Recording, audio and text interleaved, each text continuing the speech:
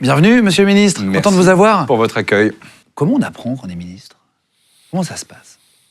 Je connais pas Emmanuel Macron. Moi, je vois pour la première fois de ma vie Emmanuel Macron au Conseil des ministres.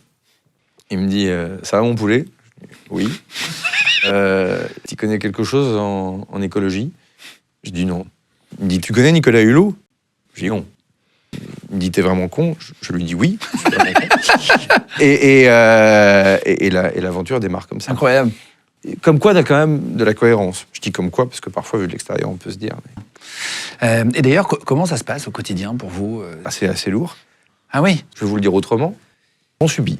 Non, c'est une blague, c'est vrai? Non, c'est vrai. Si vous voulez, quand il n'y a pas les gilets jaunes, il y a du terrorisme. Quand il n'y a pas le terrorisme, il y a le Covid. Quand il n'y a pas le Covid, il y a la guerre en Europe.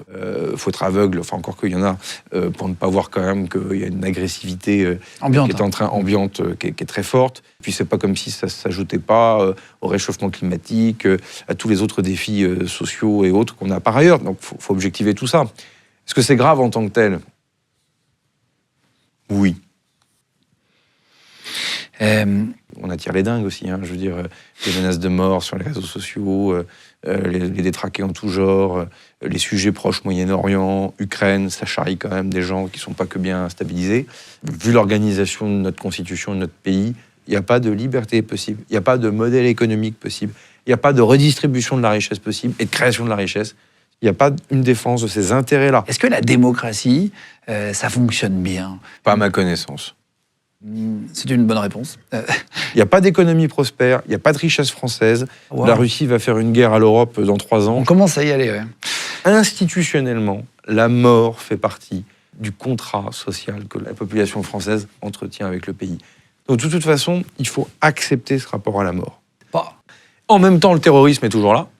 L'étendue du problème est énorme et il concerne tout le monde. L'année a été difficile, mais l'année prochaine sera bien meilleure. Non mais... Enfin, en tout cas, de mon point de vue, je me disais ça avec les gens peut-être... Mais c'est pas du folklore, c'est ouais, sérieux notre affaire.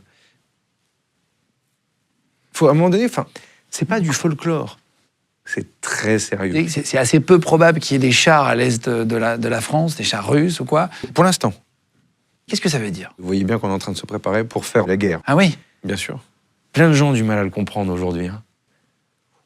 Il n'y a pas un mois où on n'a pas un couillon pour dire « Oh là là, c'est terrible, on a peur, il va falloir aller se battre, on va se faire attaquer, pourquoi faire la guerre ?» C'est parce que c'est le dernier rempart peut-être pour certaines personnes, ils se disent « Tiens, c'est On peut aussi complètement se désarmer, comme ça on est certain qu'on n'aura pas de problème. Donc ça c'est quand même une mentalité un tout petit peu stupéfiante.